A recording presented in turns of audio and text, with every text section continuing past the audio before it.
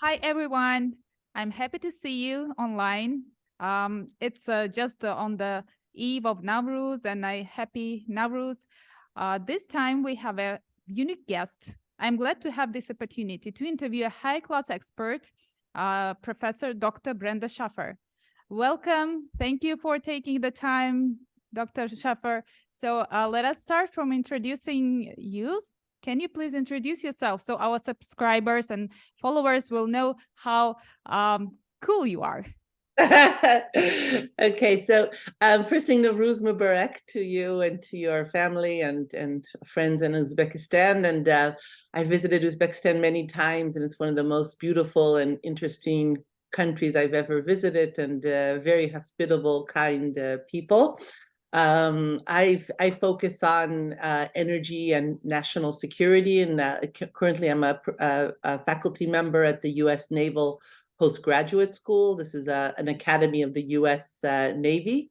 I'm also a senior fellow at the Atlantic Council's Global Energy Center, and also advisor for energy at the Foundation for Defense of Democracies.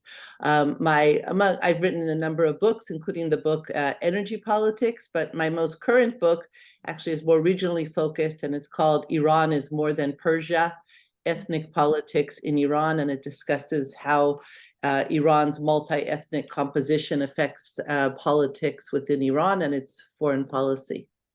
Oh, interesting. Yeah. Interesting. So you're quite good at this. So, and as the head of the Center for Energy Geopolitics, I'm most often asked about what energy geopolitics is. So let's pretend that I'm on the TV show Who Wants to Be a Millionaire, and there is a lifeline plus one guest.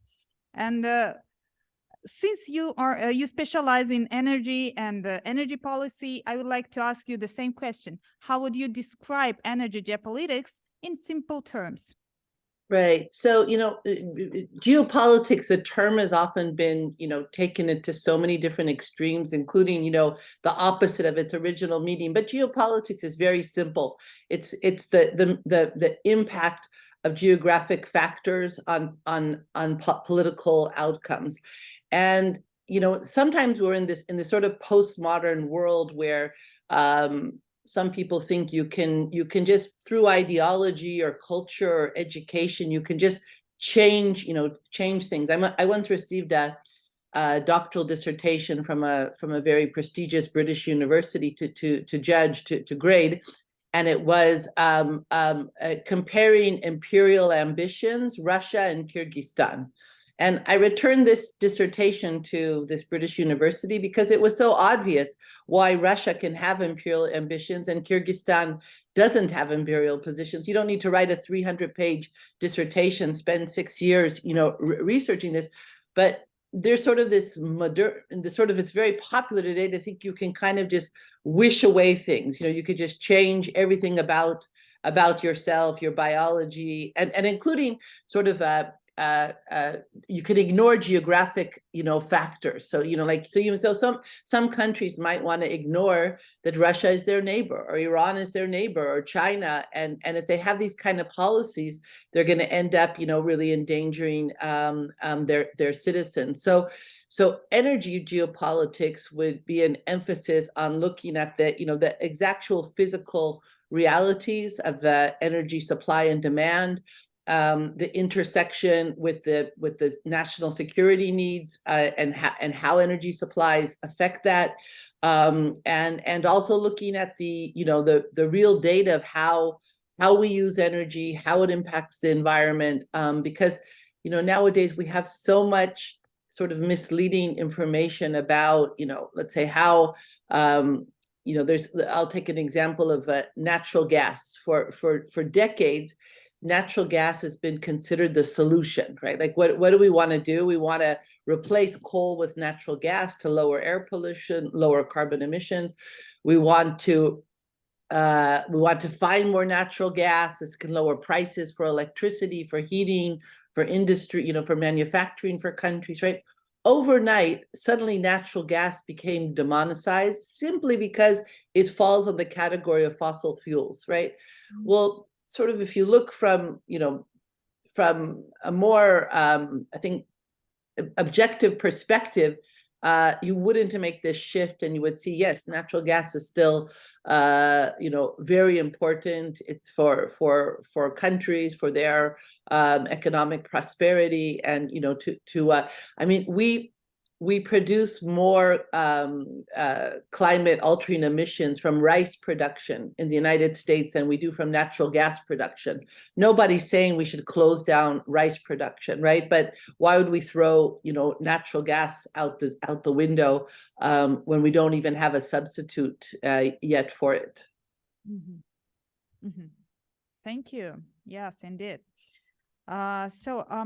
Just a little bit story from your background. Yeah. What was the main reason of your interest in energy sector, in energy politics?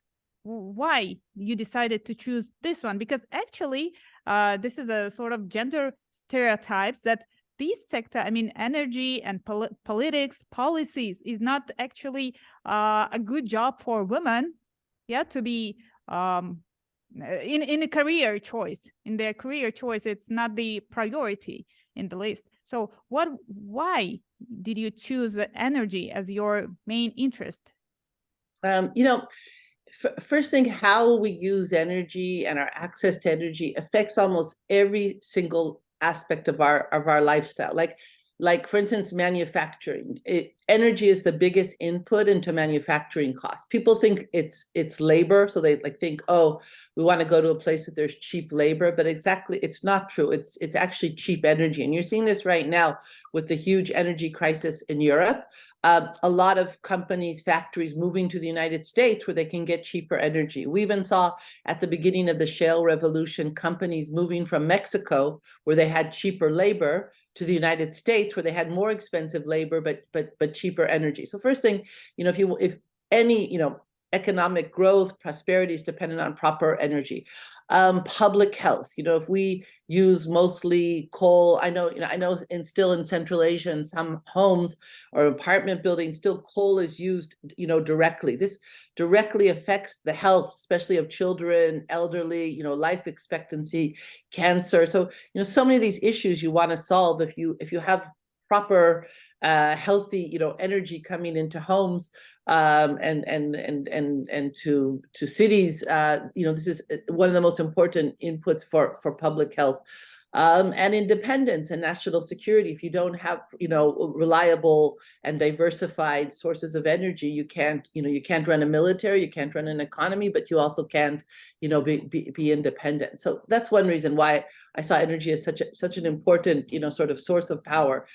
Power and power. But and second, you can measure your mistakes. So it's very easy if you write sort of this historical document about why 300 years of this type of cultural influence created this in Uzbekistan or that or something. And it's not really clear if you were right or wrong. With energy, you see the results right away. If you're trying to anticipate a price, trying to anticipate if there's enough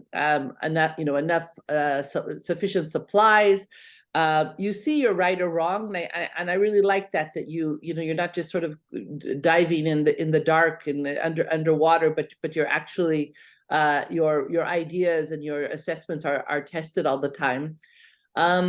Third, it's very international. You really need you really in so many different places you can work. It's important to every country, and also it's quite interdisciplinary. In energy, you need to know a little bit of law, a little bit of geology, a little bit of engineering, a little bit of politics, that's I find that intellectually interesting that it's so diversified. On the female issue, I've never, this is kind of strange because we're from a different generation, so that maybe I should actually feel, I grew up more with the era of discrimination or something. But to tell the truth, I never really carried that burden, at least personally. Maybe other people too. I never felt being a woman was some type of limitation. The opposite, I think that the ability to give birth, nurse children. I think it's such a magical ability of women that I never see, you know, somehow this is something that we should get rid of, some, you know, try to share with men, or, you know, I actually have always felt this was a really magical part and powerful part of being a female. I think even in the energy world, yes, it's true. You know, you rarely will go to an energy company or you know, some kind of professional meeting, and certainly, you know, probably there only be about 5 to 10% females, women there. I've never felt this was a disadvantage, because in a way, being a bit different, you stand out. But I think also in many places where, you know, let's say there was a bit, you know, you want to meet the, let's say a leader or something, there was always sort of a move to make sure that that I, as a woman, got access, you know, that people actually went out of their way to make me feel comfortable. So I really never in this energy world felt any bit of discomfort as a woman, not as, you know, not as a Jewish person, not you know, anything, to be honest. Okay, perhaps in the United States, where much already been done to eradicate gender stereotypes in jobs, it's no longer surprising to meet a woman in politics, in energy, in any kind of some technical areas. But in our country, the number of women in these areas is negligible. And actually, less than 1 in 5 leadership roles in the energy sector are held by women. This is what the International Energy Agency said. And they also released the data that highlights significant gender gaps in the energy sector. That's why I was interested why. And also wages for women in energy are also 19% lower than for men. So there are actually 2 or 3 issues, maybe, including gender gaps, difference in salaries, and etc. But in Uzbekistan, you hardly find a leading woman in this area, I think. So that's why my question is, how would you assess, or what is your maybe you have already somehow assessed or paid attention to women engagement in those countries you are focusing in, for example, in Iran, in Azerbaijan, in Caspian countries, in USA, we said, okay, it's a very progressive country. So in Iran, Caspian countries, how actively women are engaged in this energy sector? Yeah, so first, just a little comment about the wage gap. You know, sometimes some of this data is a bit misleading. Of course, in certain places, in certain countries, there are wage gaps, but sometimes you have to be very careful to look at, you know, if it's truly the same, you know, the same professions and the same years of years in the profession. When you dial down, it's not always as stark, at least in the United States and Europe and other places I've worked. But you know, I'd say, for instance, in energy, you have a lot of people, let's say, very dangerous jobs, like people working on platforms, working on electricity wires, that dangerous jobs that also are 24/7. And yes, these are very high paid jobs that are usually, you know, men are willing to do these jobs, and women aren't willing. So it's not like if a woman applied to work on a offshore platform 24/7 that she would be paid less, but women aren't going into a lot of these high paying jobs. But of course, overall, there's obviously there's an income gap. You know, I don't view, like I said, I don't view being a woman in any sense some kind of handicap that needs a leg up, or some special treatment or help, or so maybe I'm not the right person to ask about this, about sort of the and I think, you know, I think that, you know, looking at someone like yourself and this, I see this whole generation of of emerging, you know, women professionals in the energy sphere, and I don't even judge, oh, are they as competent as men or as not? You know, we're beyond that. You know, so I really don't. I, you know, in fact, you know, I feel you have to be you have to treat, if you're treating women the same, you have to treat them the same, which means also they have to have the same standards for profession as men, the same hours, the same, you know what I mean? That it can't be some kind of special package to promote women, because then you're saying, well, women aren't really equal. I think they're equal. I think including, you know, I think also it could be, again, this is a personal choice, but I know that when my children were young, I said my career will be in a holding pattern for 5-7 years until they go to first grade or something. And I say, you know, you work nowadays, we live longer, healthy longer. So you work till you're 70, 75 nowadays. So what if I'm saying this is a personal choice, but so what if I re-enter my career at 40, and then between 40 and 70, do the biggest things when my children are older? That was my personal choice, right? It wasn't that society imposed it on me, but I'm thinking that, you know, we don't have to always judge like a certain frame, like when a woman is at the height of her childbearing years and raising small children. Yeah, maybe there are some gaps, but I think most women get to fulfillment and power if they want to, you know, maybe a little later, but they still get there. But again, it's a very personal issue, not a policy issue. Yes, and maybe probably it's better to work on a mindset level to change mindsets, and just bringing more girls to see how it works, to make them interested in this field. So then we will have some newcomers in this field. Right. Right. So my next question is about strategy of the Republic of Uzbekistan on transition to the green economy. In 2019, our president has signed this strategy, national strategy of transition to green economy. And in addition, a number of regulations have been signed over the past 2 months.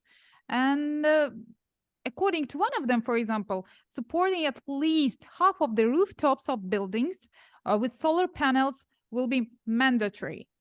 In addition, the country receives huge funding and takes loans for the construction and launch of solar stations and wind farms. Last week, our President Mirziyoyev also requested to speed up the process of transition because of the energy crisis in the country we faced with last winter.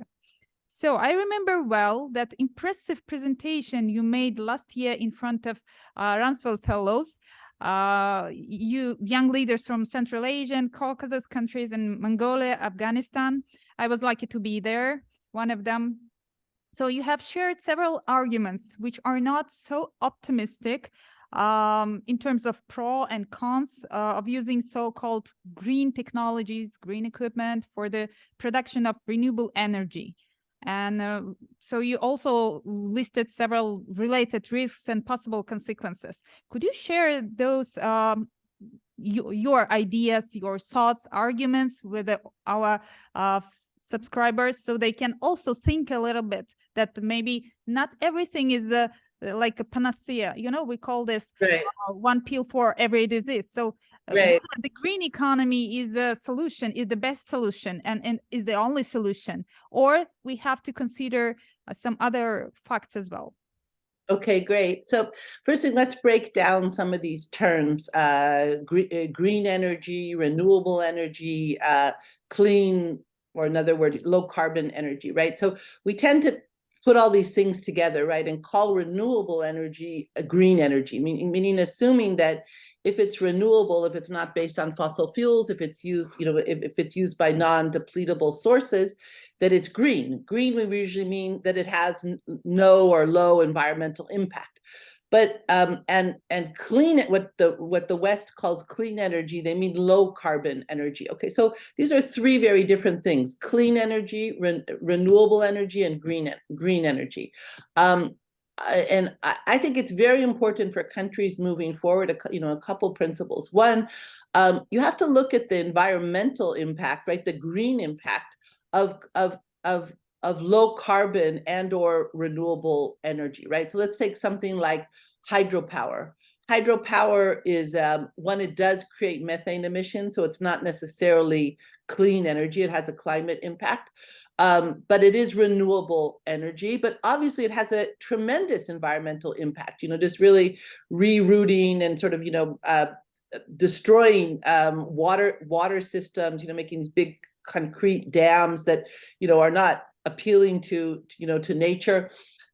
Wind farms have huge land usage, and they're eyesores. They kill a lot of birds and insects and bats and things that are, important to our ecosystem and, hurt biodiversity. Solar energy, again, in a country like Uzbekistan with a lot of land, maybe it's less of an issue, but in countries with small, open spaces, to cover all those spaces with industrial solar, isn't without impact. So I think that we need to, not call renewable energy green energy, and we need to evaluate before we put in some kind of renewable project. We have to evaluate its environmental impact, just like we would any other, fossil fuel project or industrial project. Right? We need to look at it if it's really green. And this is some sort of a manipulation that we've gotten over the years, that renewable energy is green energy, right? But go take a look at one of these projects and you'll see that it's completely different.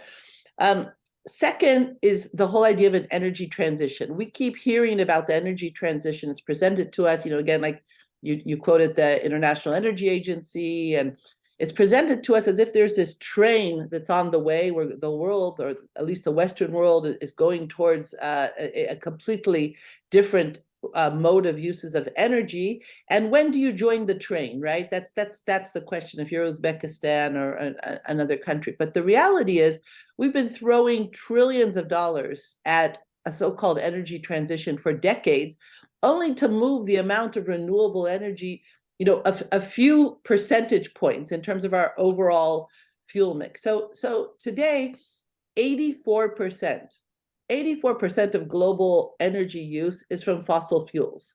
And that doesn't look that it's set to dramatically change. And in fact, even COVID created new demand sources for fossil fuels, because we're using a lot less public transportation. People are still hesitant after the pandemic to go on public transportation. We've seen a large increase in the acquisition of cars, including used cars and car parts.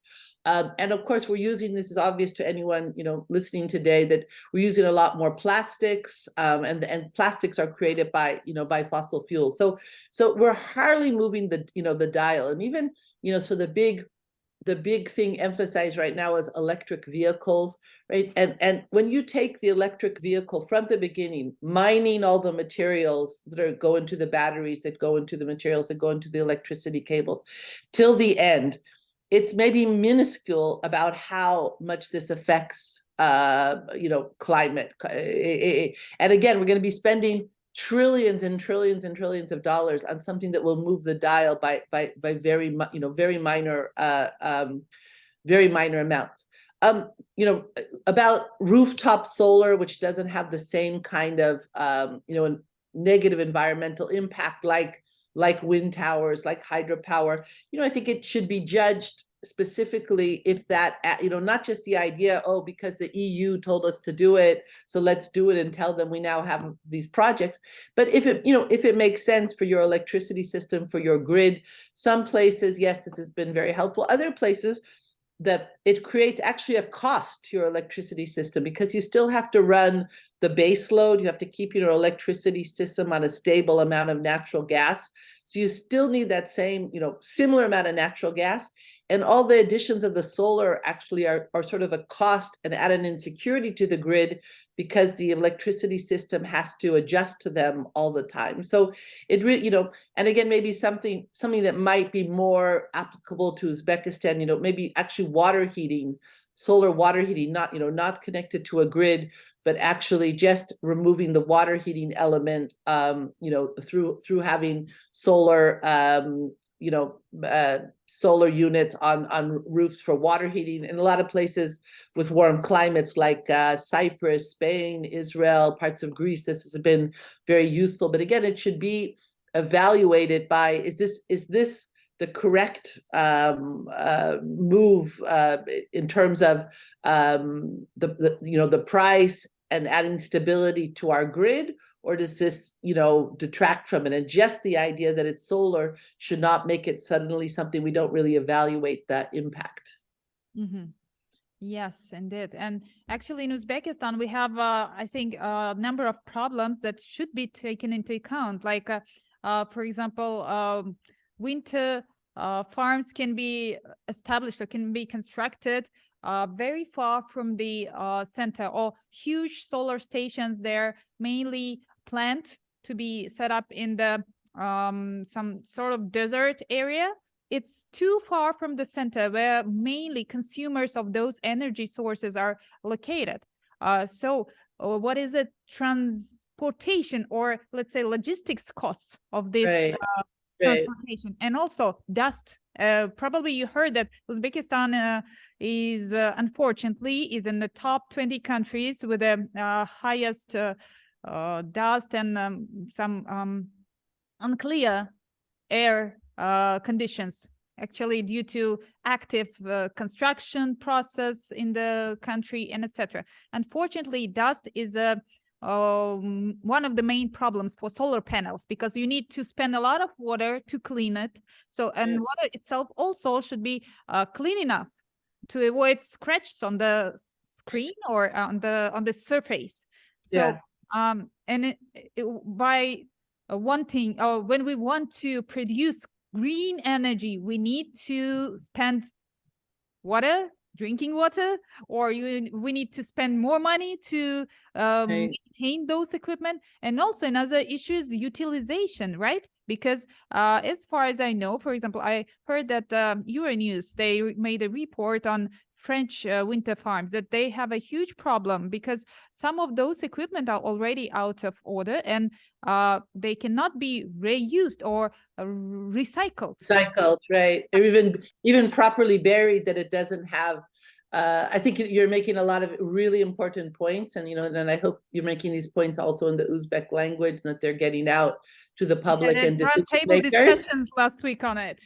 So same. Yeah, so what you're doing here is exactly what I'm advocating for, which means that renewable energy doesn't get a pass on evaluation of the price, of the environmental impact. We don't assume because it's renewable that everything about it is good. It might be, you know what I mean? You just like you'll evaluate a gas-fired plant or nuclear energy, and you'll look at all these considerations. We have to use the same objective objective evaluation about renewable energy. Yes, I've seen earlier studies that even though we think solar is so that appropriate for Uzbekistan, but actually in places where actually there's too much sun, that the life cycle of solar energy panels is very, very low. And I think you're seeing this also all over the world, where the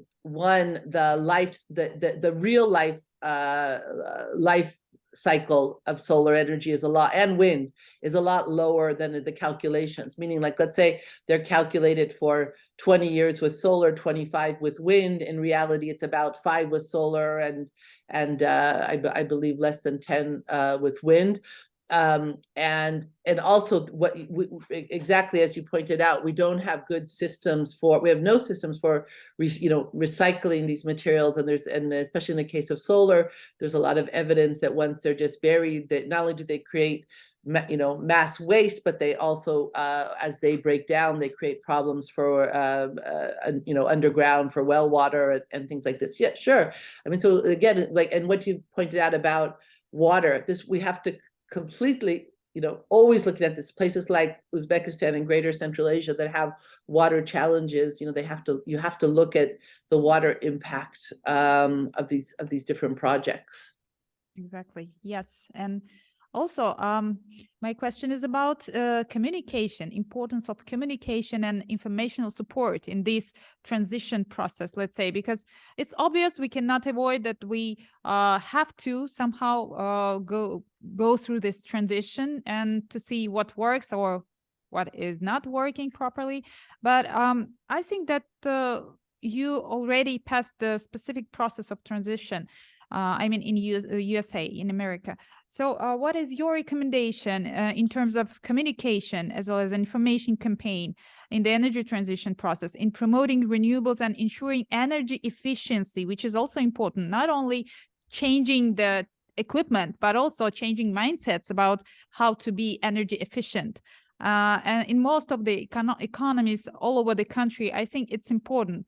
What do you think? How can we use communication properly, or what should be the message to deliver to change the situation and to make it more effective and useful for people as well and for entire economies?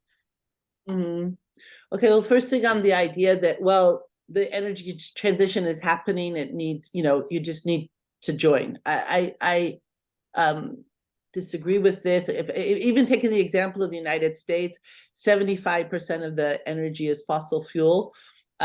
Now the legislation passed in the last year, Inflation Reduction Act, about $400 billion is going to go into subsidize renewable energy, and we'll see how that will play out. Again, even some of the, one of the big items that's subsidized from both the US perspective and the EU perspective is hydrogen.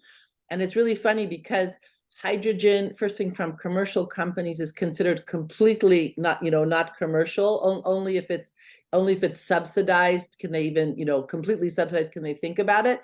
And even environmental organizations like the Environmental Defense Fund, which is one of the leading environmental organizations in the United States and worldwide, is actually disagreeing with its climate benefits, saying that it's no difference than some of the fossil fuels, that it has questions of leakage, and that could affect climate, just like methane and just like some other greenhouse gases. So I would say that every decade or so, the West picks a new technology and says, oh my God, this is going to save humanity, climate, pollution, without really testing, without really, taking their time. And then like, oops, we made a mistake. So in the 90s, this was biofuels. Everything was, we should be growing crops that you could create fuel from, and this should replace oil. And after about 5-6 years of subsidies, EU realized, wow, a lot of countries around the world are draining swamps, mangroves, water systems in order to plant crops that they can sell to the EU and tick off a box of biofuels, renewable energy. When you do the whole life cycle analysis, because agriculture uses a lot of fossil fuels, so by the time you plant something, you fertilize it, you process the crop, you send it in trucks, you process it into fuel, send that fuel by trucks or rail. They calculated about 11% difference in fossil fuel usage. So why would you do that whole cycle when you're not really reducing the amount of fossil fuels you're using? So I think in the US, the main biofuel was corn. So I think that hydrogen, for instance, is the new corn because simply another thing that we jumped into. All these politicians, they have no idea what when they say hydrogen, do they really know what that is, what it does? But it's like something very new, and they jump on it. So I think no, we don't need to just tell people in Uzbekistan, okay, you have to join this revolution. Truly, I think, yes, really having truly environmental protection, yes, not necessarily renewable energy, like I said, which isn't the same thing. But of course, for public health, for public happiness, protecting the natural environment in Uzbekistan is very important. That's not something that we have. There's different political opinions about everyone. It doesn't matter if you're right, if you're left, if you're nationalist, if you're Islamist. Everyone likes to live in a place where there's clean air and clean water and clean soil. But that's not the same as renewable energy. And so, and like you said, sure, energy efficiency. And energy efficiency, though, the problem is it's always really affected by price. It's really not just about education. But if I remember once I was living, I won't say which part of it, right after the Soviet breakup, I was living in one of the post-Soviet countries, and the family I was living with would keep their gas burners on all night. And I was a little scared, like your window opens and the burners go off and the gas is being leaked. And I asked them why they did this. They said, well, gas is free, but matches cost money, right? And so you're thinking, yeah, like that sort of these, when you have these kind of price formulas, of course you're going to get to the absurd that people keep their gas running, 100, 24/7, all the time. So unfortunately, there's a little bit of a trade-off here, because if you want energy efficiency, the only way you can seriously do it is to raise prices, and of course that's very difficult for people when their fuel and electricity prices are raised. Okay, yes, very interesting case. I think I will use it in somehow. About going back to communication and information campaign, since Uzbekistan really wants to have its own experience, I guess. So, yeah. But they start from the wrong steps, I think. This is in my humble opinion, because they made it mandatory, as I said, on the rooftop.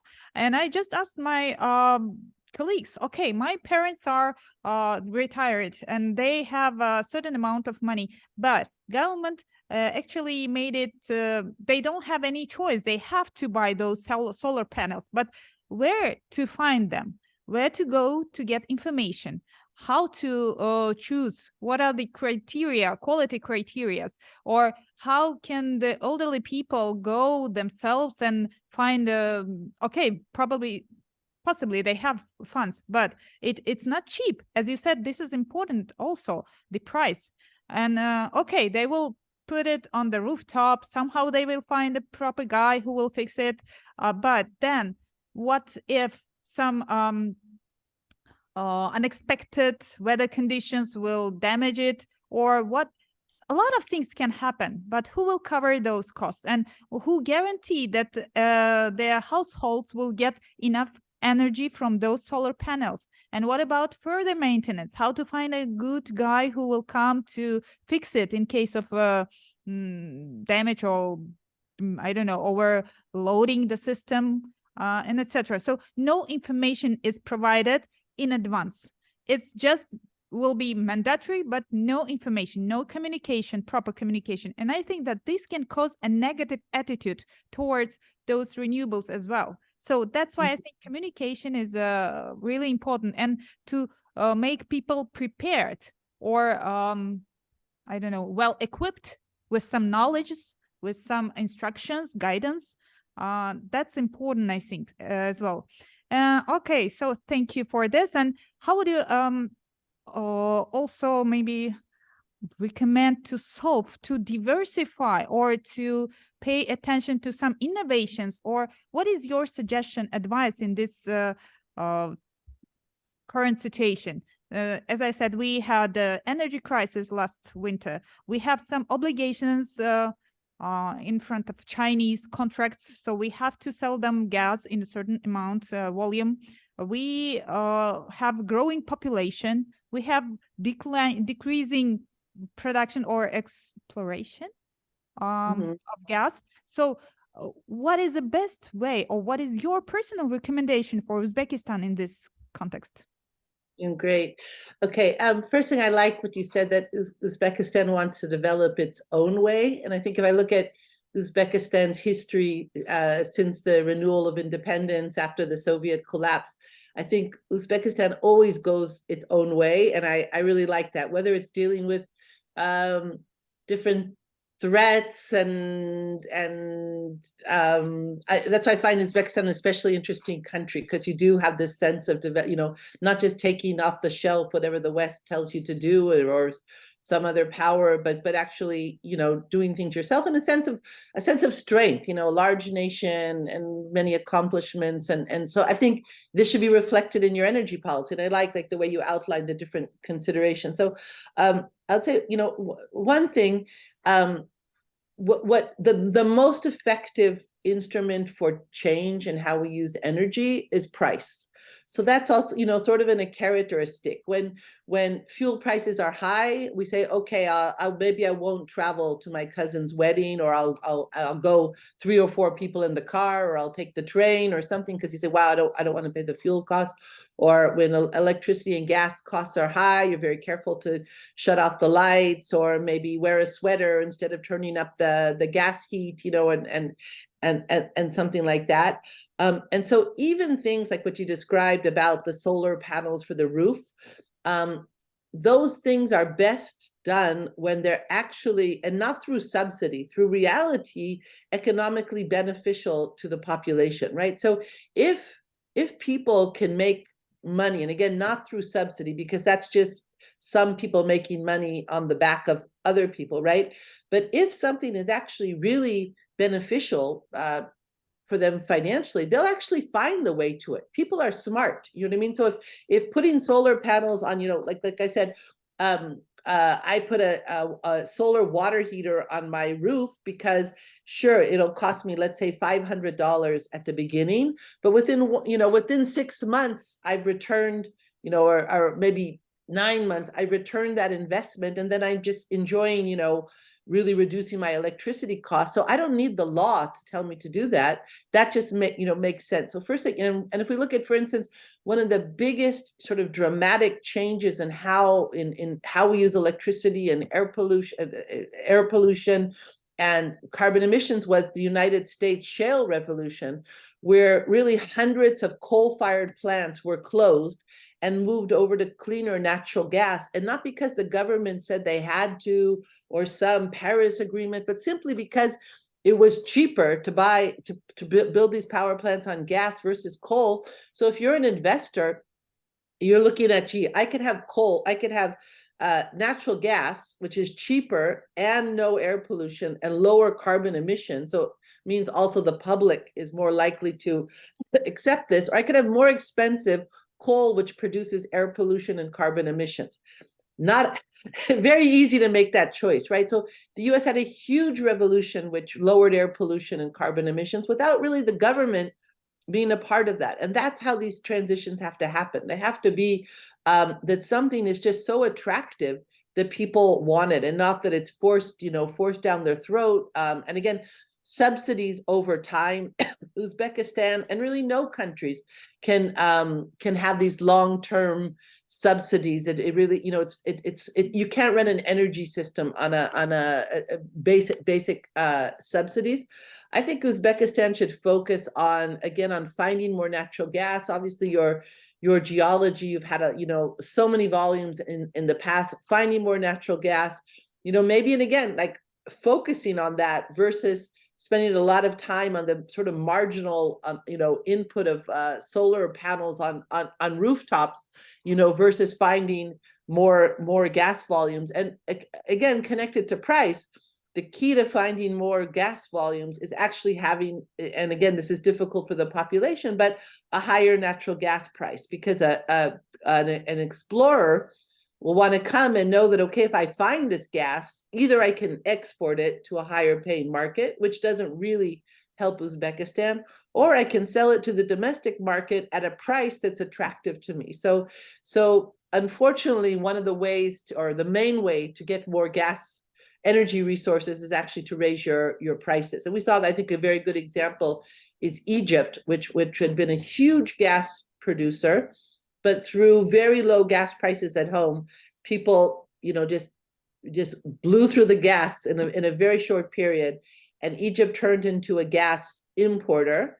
And when Sisi came to power in Egypt, he understood that the country has to have reliable energy sources, raise the gas prices, which socially was not easy, but it attracted a lot of international companies there, and they found a lot of gas resources. And today, Egypt is sitting on a situation where they not only can they provide energy to their public again, but they'll be able to export and have that revenue. So I think Uzbekistan needs to think about how to incentivizing bringing more exploration in Uzbekistan. I'm sure you have more gas resources. It doesn't make sense that such a rich gas source just sort of dries up and you don't have other resources, in proximity to where your gas production was. Yes, actually, liberalization of prices. So to stop subsidizing gas for population. So actually, this is another idea that is somewhere in the air in the cabinet of ministers. I heard several economists, they also came up with this recommendation that we need to talk about making prices higher so people will treat it better. And also we will not try to sell our gas to China or somewhere else, but we'll think about covering domestic needs. Yes, Right. you're right. It's about prices. Yes. Okay, so just about the subsidies, that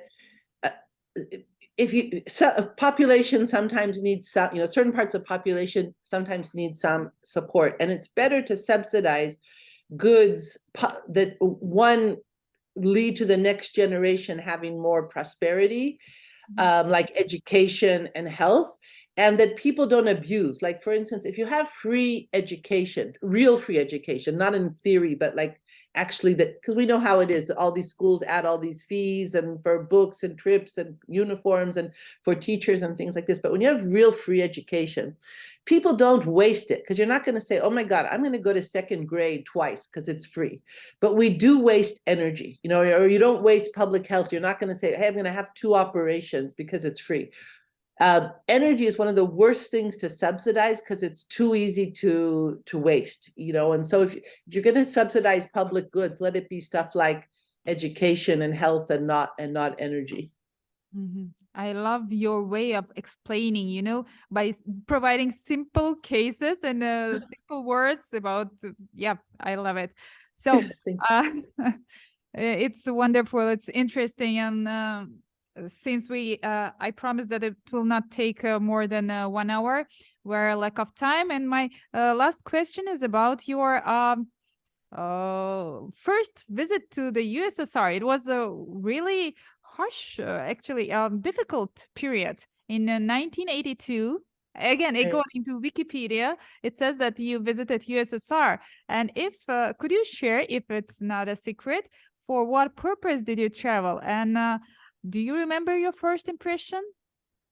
Okay, so it's really funny because not funny, but I actually, so not only did I visit the USSR in 1982, I visited Uzbekistan, and it had a huge impact on me and my thinking, how I viewed the world, and sort of my special connection to Uzbekistan, Central Asia, also to Azerbaijan, which I visited also during that trip. So first thing that myself, I don't use Wikipedia because I think it's often abused by people for, governments and companies and interest groups that not necessarily writing the truth, but writing things that promote their interests, I think, which is very different than a true encyclopedia.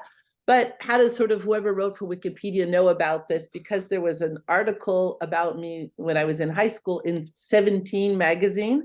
I don't know, I think it's still around, but 17 magazine was about fashion, makeup, what was considered, sort of women, girls, 17-year-old girls' interest. And for some reason, they did this article about my trip to the USSR, which probably the only time they did anything somewhat, at that period, somewhat connected to politics or political action. So at the time when I was the end of high school, I had an opportunity to go to the Soviet Union, and it was a time when many Jewish communities were trying to get their rights for freedom of religion, and freedom of emigration to Israel and to other places. And I was asked if I would go to some of these Jewish communities, meet the young people, 16, 17, 18-year-olds that were struggling because many of their parents, once they asked to leave the Soviet Union or were observing Jewish religious customs, they lost their jobs, and these kids were growing up in a very difficult situation. They said maybe it'd be nice if a young person, also Jewish person, came to the USSR and and visited these kids and teenagers and gave them some encouragement. So the funny thing was, I needed my parents to sign a release form, and we've had, I don't know how many of you have these long-term arguments or discussions with your parents over decades about certain issues. But my mother, almost even to the last week of her life, we had a constant joke about how did she sign this release form to let me go to the USSR and do this activity, which at the time was not very welcomed by the Soviet authorities. And she, I guess she had some idealism. She thought it was nice to help these, to be involved with these children and these activities. But I said, like, if my children asked to go to, let's say, North Korea to help dissidents or something, I would chain them to their beds. You know what I mean? But like so I said, we were like constantly joking for 30 years about, or longer about how they signed this release form. But the point, this visit impacted my life so much. I mean, one, as a young person, young people often focus so much on their own troubles. Oh, some boy doesn't love them, some girl doesn't love them. This, and seeing like the Soviet Union and the plight of these teenagers and stuff, like it did help me a lot to never feel sort of self-pity or, sort of too much worried about your own little problems or something.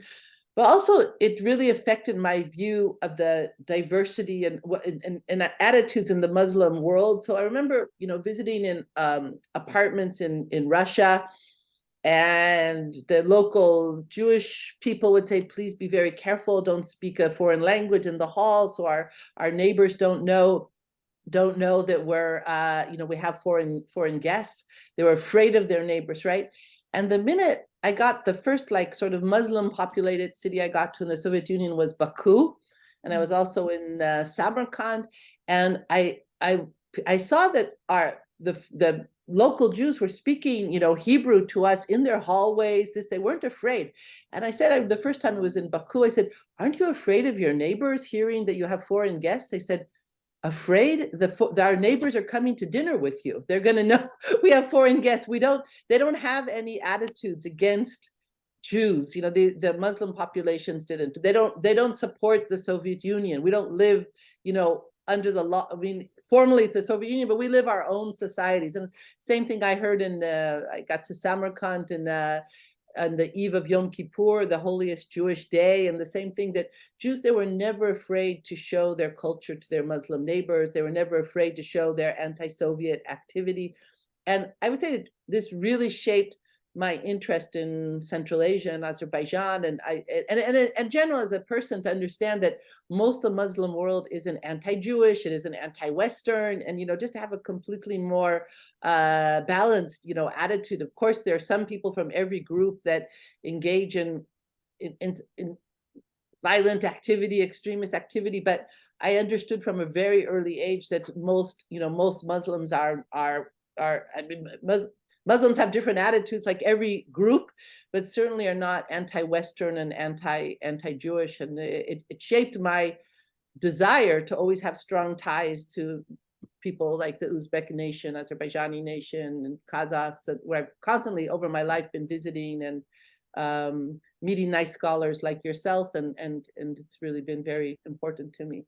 Thank you. Yes, indeed. We had a huge diaspora, and we still have several families in Bukhara, so Jewish families. And I know that they interacted very well, and the friendship is still exists, because I saw an entire airplane with people from America, from some Bukharian Jewish community, who is coming almost every year to visit their peers, to visit their former colleagues, and etc. So it was so wonderful. I think that it's good that we had this kind of friendly relationships, and still we have this respect towards other nationalities, religion, and etc. So thank you for sharing those memories. It's really interesting. I enjoyed this talk and this discussion with you. Yeah. And actually your time, and you dedicate 1 hour from your very busy schedule. Thank you for that, Dr. Schaffer. So I would like to thank you once again, and I look forward to meeting you again, whether online or offline. Please let me know if you have any trip or plans for the summer, spring. Maybe in Uzbekistan, we can arrange an interesting program for you. So thank you very much.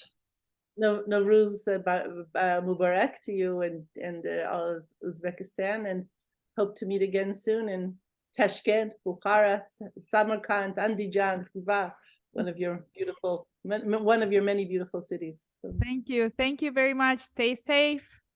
Bye. Bye bye. Bye bye.